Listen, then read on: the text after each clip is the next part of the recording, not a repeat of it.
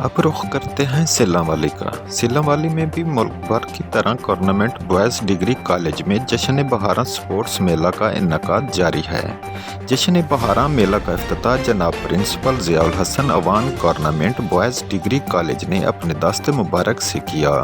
इस मौका पर स्टूडेंट्स ने रंगारंग प्रोग्राम तरतीब दिए, कहीं पर देसी भंगड़ा तो कहीं पर देसी लुड्डी डालकर एक दूसरे का लहू गरमाते रहे। स्टूडेंट्स ने परेड का भी शानदार मुज़ाहरा पेश किया। जश्न बहारा के मौका पर उस्ताद कराम भी खेलों में खूब दिलचस्पी लेते हुए नजर आए। उस्ताद कराम ने भी रस्साकशी के खेल में आपस में मुकाबला किया और एक निहायत जज्बे जोश व खरोश से एक दूसरे से बर्तरी लेने की कोशिश में रहे। कैमरामैन टीम के साथ Haji Baba Arif Jatt, bureau chief, city one news, Sargodha से।